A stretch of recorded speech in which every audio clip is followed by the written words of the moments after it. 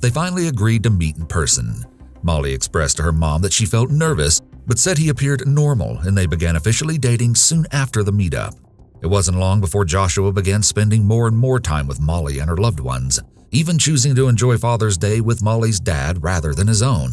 But it seemed strange that he never introduced her to his friends and always wanted to be at her house. As far as anyone could tell, he didn't seem to have many friends, if any at all. As Joshua and Molly grew closer, he eventually confided in her that he had bipolar disorder, though he was never formally diagnosed. People with serious mental health problems, such as bipolar disorder, have a difficult time maintaining long-term relationships because of their volatile behavior, which could explain why Joshua didn't spend much time with his family or seem to have his own friends. Over time, Joshua's interest in hanging out with Molly's friends and family dwindled, saying that he preferred her company alone. Red flags were going up everywhere, and Molly's loved ones were starting to sense that something dark was brewing under the surface. Her father later stated, he just wanted her to himself and wasn't interested in making new friends or even dealing with Molly's friends. Isolating Molly from her friends and family is a major sign of an abusive relationship, and it can be a form of domestic violence. Other signs of social isolation abuse would be preventing someone from participating in social activities, needing to know everywhere they've been or are going, checking their mail, phone, email, and more, or restricting their access to transportation. Joshua became very controlling over Molly and refused to give her the space she needed to study or spend time alone with friends. He even quit his job when summer break began so that he could be with her all the time. Molly was irritated by his drastic change in demeanor, but still wanted to make things work and encouraged him to get another job. Some believe her dedication to Joshua was based on the fact that he was her first real boyfriend.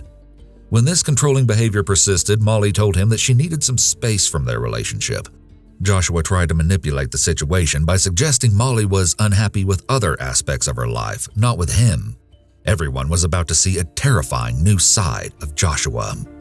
He accompanied the McLaren family on a trip to Essex to celebrate Molly's aunt's 60th birthday.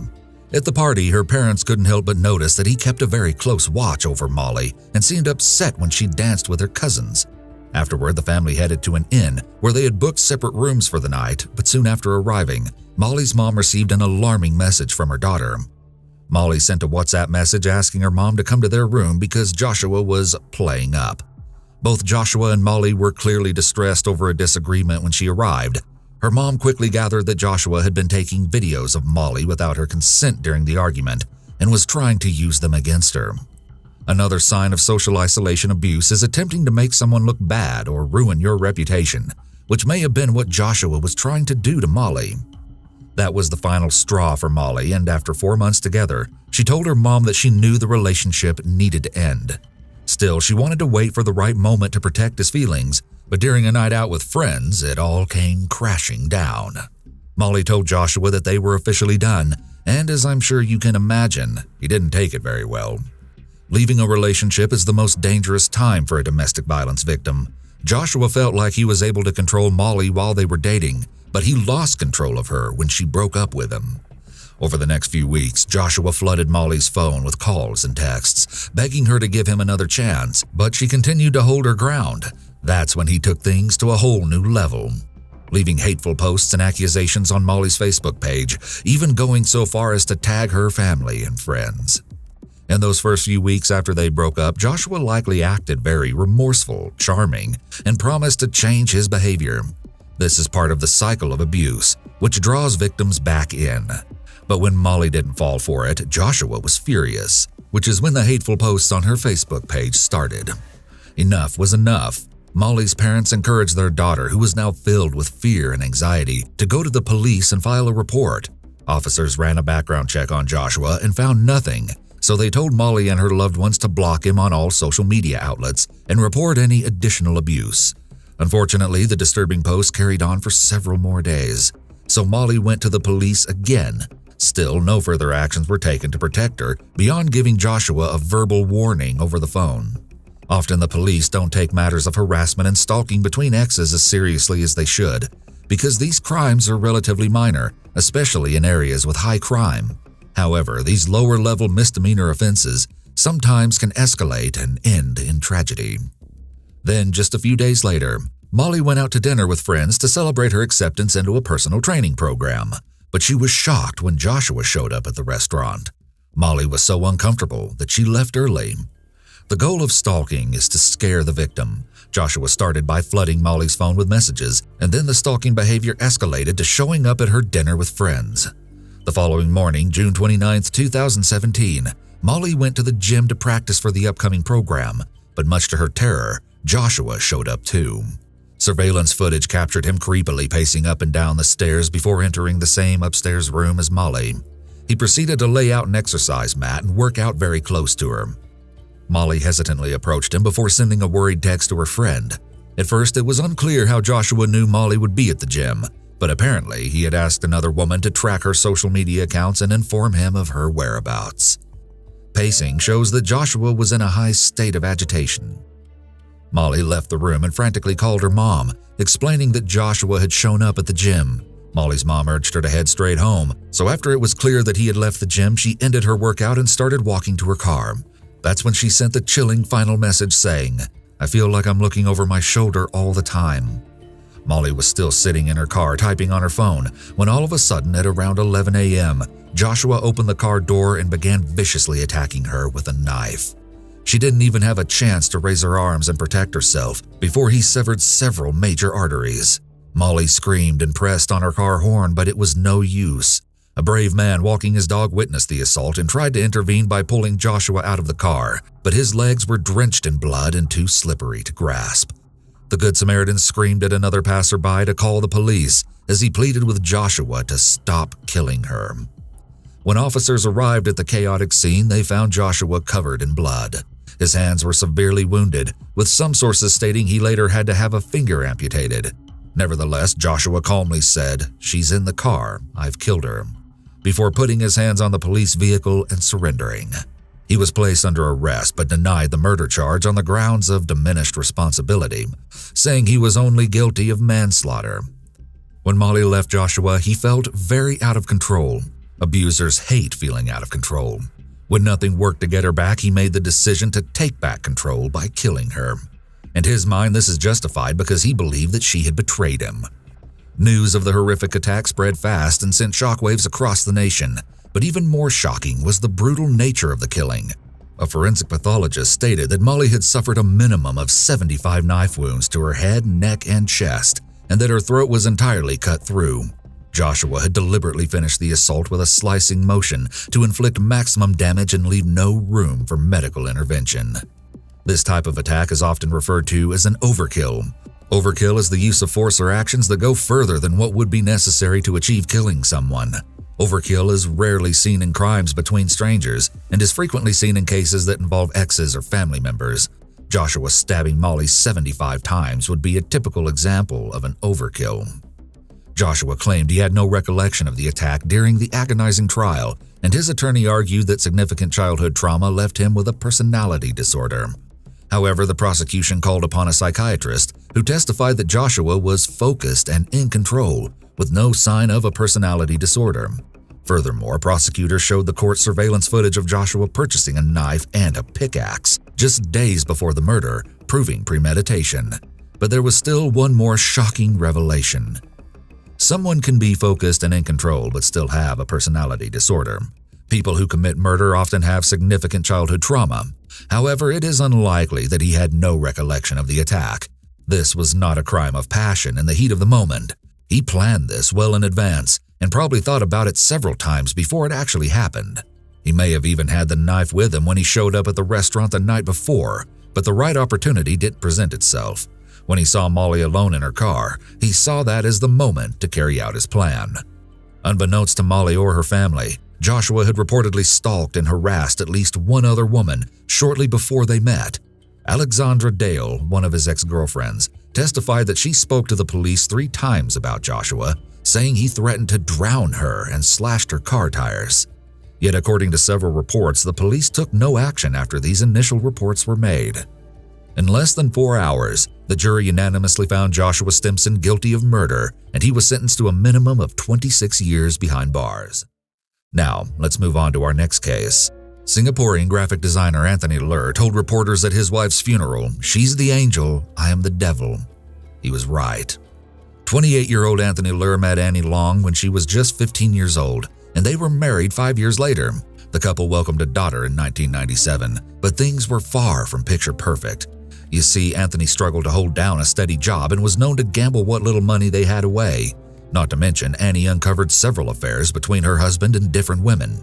Determined to save their marriage, Annie forgave him and began working as a real estate agent to help support the family. However, by 1999, the relationship had become unbearable, leading Annie to move into her mother's house with their young daughter. Distraught by the sudden change, Anthony tried to take his own life with sleeping pills. Annie temporarily returned to help him, but that didn't stop her from filing for divorce the following year. Threatening to, or actually attempting to take one's own life, is a common tactic of abusers to manipulate their partners into staying with them. Then, 9 months later, on May 14, 2001, Anthony asked Annie to meet him at a nearby park with their daughter so they could sign papers regarding their delinquent mortgage. The pair met, but there was a problem. No one brought a pen. So Anthony asked Annie to run back to her mother's flat to get one while he waited at the park, and she did, one last time. As 30-year-old Annie exited the elevator on the 4th floor, she was violently attacked from behind by an unknown assailant wielding a steak knife. Her throat was slit and she was stabbed several times in the neck and chest before her attacker finally fled the blood-soaked scene. Annie was swiftly transported to Tan Tock Seng Hospital, but she passed away a few hours later from her injuries. Detectives worked tirelessly, combing through every inch of the crime scene, but all they uncovered was a torn section of a newspaper next to Annie's body. However, when they searched Anthony's flat, they immediately noticed that his newspaper was suspiciously missing that exact page. Already looking pretty guilty to the police, Anthony wasn't doing himself any favors either. He was reportedly very uncooperative and even combative with authorities as he denied any involvement in the crime. The following day, Anthony attended a wake for Annie amidst a crowd of grieving family members and friends. He sobbed over her open casket and gushed to reporters about how they had shared a deep love despite his wrongdoings as a husband. As if that wasn't enough, he also agonized to the reporter, saying, "What if I did not ask her down? What if I had brought a pen? What if I had gone up with her? 1,000 what-ifs, but one reality, she's gone." He's putting on a show for everyone and acting his part of the grieving husband. He likely is enjoying the attention and is feeling in control of the situation. Meanwhile, the investigation intensified as forensic experts unearthed recently deleted messages from Anthony's computer between himself and multiple teenage boys. Wait, what?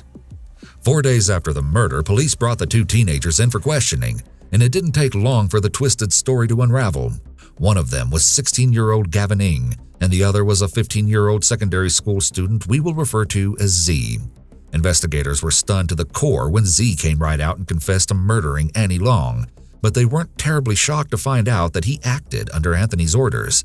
4 hours later, Anthony was arrested at his home and charged with abetment of murder. So, who were these young boys and how were they connected to Anthony? Well, the answer's all spelled out in front of a crowded courtroom in November 2001, as Anthony and Z stood trial together.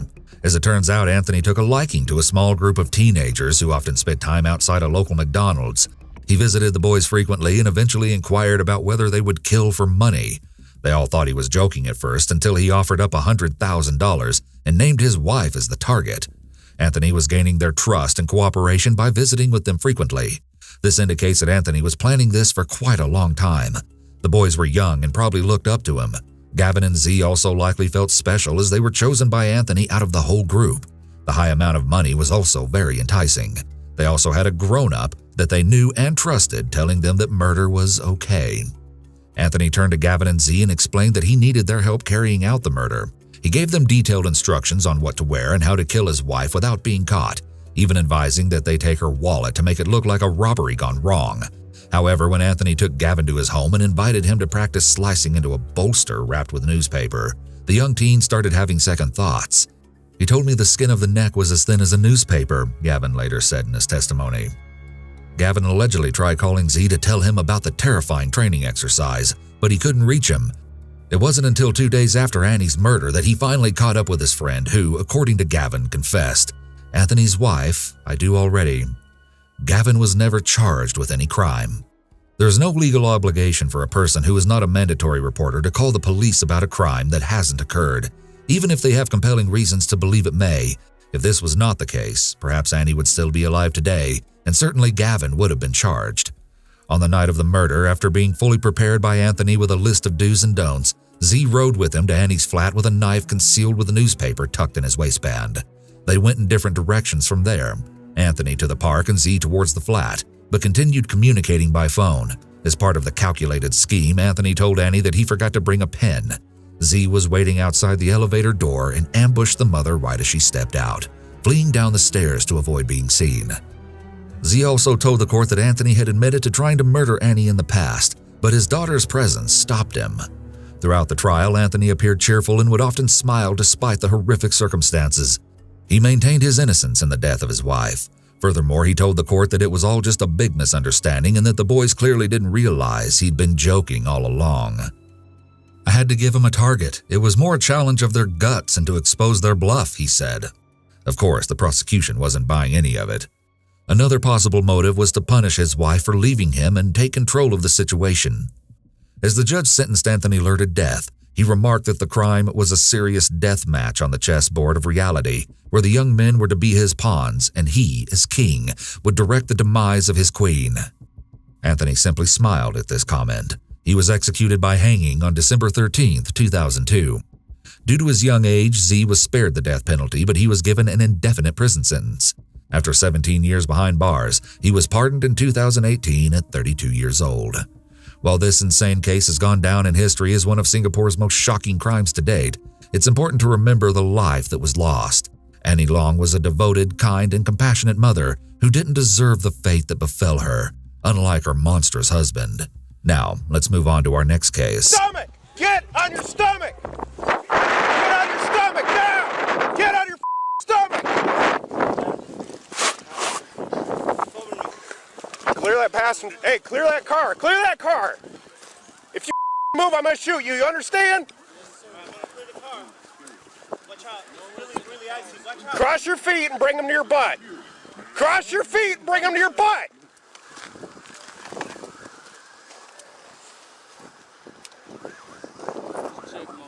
Shut up. Don't move. If you move, I'm going to shoot you. When 23-year-old South Toledo mother Crystal Phillips left home to run an errand, she had no idea that her children were being left under the care of an absolute monster. 1 year earlier, Crystal separated from her husband, Jaquil Phillips, with who she shared 4 young children, 3 boys and a girl. Around 1 month later, Crystal started dating a new man named Kevin Moore. The 27-year-old was originally from Georgia but had spent the last few years living in Florida and Indiana before relocating to Toledo. Now, Kevin might have been a breath of fresh air for Crystal, but he was by no means an angel. He had several run-ins with the police during his time in Florida, including a conviction for third-degree felony domestic battery by strangulation. Domestic violence is almost never an isolated event, so this prior charge is a huge red flag. The couple had been together for 6 months when, on February 5, 2021, Crystal's mother asked if she could help her move some furniture. Kevin stayed at home to watch her 4 children, and before leaving, Crystal said everything seemed fine and that she and Kevin even kissed goodbye. However, when Crystal returned home an hour later, she found herself right in the middle of every parent's worst nightmare. Upon her arrival, Crystal began unloading boxes from a trailer parked outside. She said things felt completely normal at first, but 10 to 15 minutes later, her daughter Graciana came running out with a startling admission. The 2-year-old exclaimed that Kevin had given one of her brothers a nosebleed. Crystal raced into the home to check on her little boys, and when she got to their bedroom, she found a gruesome scene. All 3 of her sons were bleeding from gunshot wounds. I was in complete shock, Crystal said. I screamed bloody murder. I went outside and I screamed at the neighbors, like nobody heard anything. Why did it take for me to come home and find them before a call was made? Crystal called 911, and while the order of these reports is unclear, Toledo police also received several other frantic calls, with one woman stating she heard screaming that the man shot the babies, and I just heard like 10 more shots. Another caller reported to dispatchers that the suspect was armed and hiding in a van outside the residence. In minutes, countless police vehicles descended on the scene and formed a circle around the van. Kevin calmly stepped out of the van with the gun visibly lying on the ground nearby, but was quickly apprehended without incident. Meanwhile, officers and firefighters rushed into the home, but even some of the trained professionals weren't able to bear the horrific scene inside.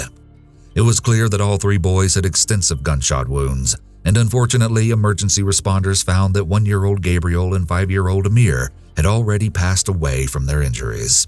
But shockingly, 4-year-old Ashton was still alive despite having been shot in the head.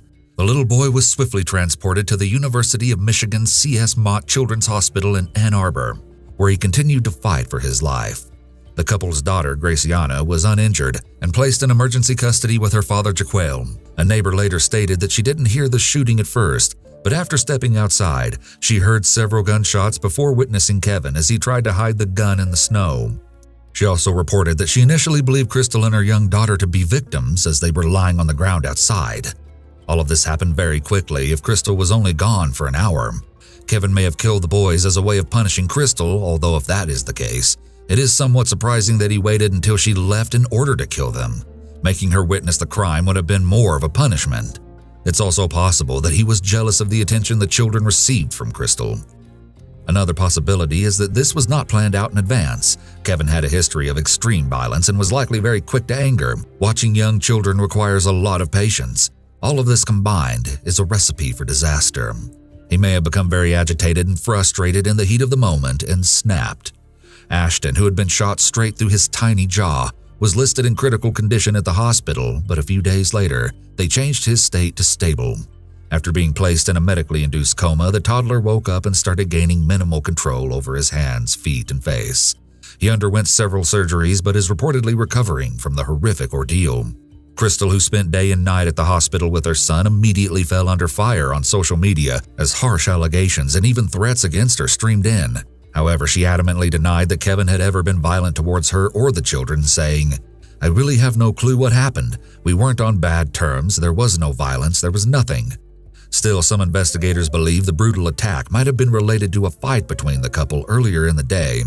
Kevin Moore was charged with 2 counts of aggravated murder, 1 count of felonious assault, and 1 count of attempted aggravated murder. He was held in the Lucas County Jail with a bond set at $5 million. As of November 2021, Kevin hasn't technically been found guilty and is currently only charged as he waits for a 3rd competency evaluation.